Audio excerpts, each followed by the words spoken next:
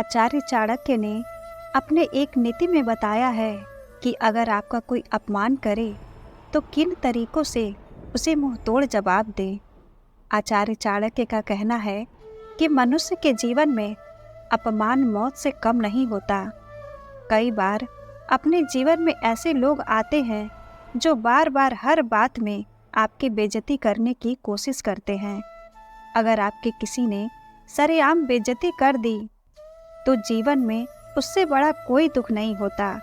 ऐसा इसलिए क्योंकि आमतौर पर मनुष्य जिस चीज़ के लिए सबसे ज़्यादा घबराता है वो अपनी इज्जत है। मनुष्य हमेशा यही सोचता है कि उसकी बेइज्जती ना हो जाए। हालांकि कई लोग ऐसे होते हैं जो अपमानित होने पर उसका मुंह तोड़ जवाब नहीं दे पाते। ऐसा करने वाले इंसान को कदम कदम पर अपमान का घूंट पीना पड़ता है। अगर आपका कोई बार बार अपमान कर रहा है तो उसे वहीं रोकिए। जिस तरह से बीता हुआ वक्त वापस नहीं आता, ठीक उसी प्रकार से किसी ने आपका अपमान सबके सामने कर दिया है तो आपको लोगों की नज़रों में वो जगह नहीं मिलेगी जो आपको मिलनी चाहिए। इसलिए अगर कोई आपका अपमान करे तो उसे उसी समय मुंह तोड़ जवाब दें। आचार्य चाणक्य का कहना है कि अपमान का घूंट जहर से भी ज़्यादा कड़वा होता है। इसी वजह से इंसान का जीना मुश्किल हो जाता है। कई बार ऐसा होता है, अगर आप उस अपमान को भूल जाएं, लेकिन आपके आसपास के लोग ऐसा नहीं होने देते।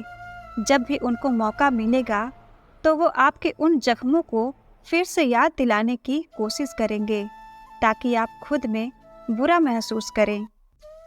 चाणक्य नीति के अनुसार अपमान करने वाले को उनकी भाषा में जवाब ना दें, शांत रहें और उनकी तरफ देखकर हल्का सा मुस्कुराएं और उसे मजाक का हिस्सा बना लें।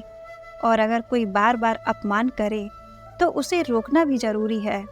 आचार्य चाणक्य ने अपनी नीति में बताया है कि बार बार अपमान का घूंट पीना मूर्खता की निशानी है।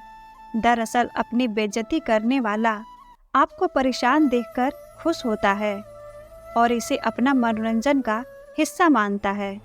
ऐसे में आपको खुद पर काबू करने की ज़रूरत है।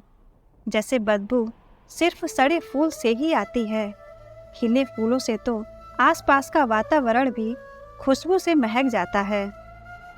बिल्कुल वैसे ही दूसरों का अपमान करने वाले दरअसल नकारात्मक लोग होते हैं जो आपको भी नकारात्मक करना चाहते हैं। जो व्यक्ति शून्य से शुरुआत कर शिखर तक पहुंचने वाला शख्स कभी किसी को अपमानित नहीं करता है। ऐसा सिर्फ वो लोग करते हैं जो किसी एक क्षेत्र में थोड़ा बहुत नाम कमा लेते हैं और उनका ईगो आसमान पर होता है। इन लोगों की बुद्धि अविकसित होती है और कोई इन लोगों का भरोसा भी नहीं करता है। ऐसे लोग अपने ईगो के चलते ही एक दिन सीधे गड्ढे में गिर जाते हैं। अपमानित होने पर महज 1% लोग ही ऐसे होते हैं जो समझदारी से काम लेते हैं। अगर अपमान होने पर कोई फेशियल एक्सप्रेशन भी नहीं दे पाते। उदाहरण के तौर पर जब हाथी रास्ते से गुजरता है तो कई कुत्ते भौंकते हैं, लेकिन हाथी को कोई फर्क नहीं पड़ता। उल्टा सब कुत्ते पर हंसते हैं। इसलिए जब तक आप जिस भी क्षेत्र में परफेक्ट नहीं होंगे या फिर अपने काम से नाम नहीं कमाएंगे, तब तक आपको इज्जत नहीं मिलेगी।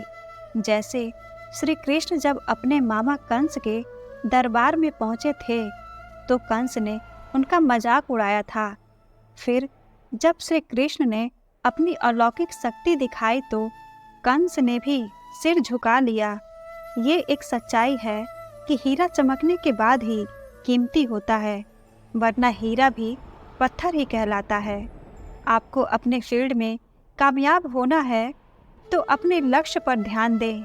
कोई बार बार अपमान करे तो भी अपने अंदर अपमान की आग को जलाए रखें और उनका सही दिशा में इस्तेमाल करें। देखिएगा दुनिया आपके सामने झुक जाएगी। चाणक्य का मानना है कि आत्मसम्मान को किसी भी स्थिति में गिरने नहीं देना चाहिए। अपना आत्मसम्मान बनाए रखें और उनके अपमान को अपनी सफलता से जवाब दें।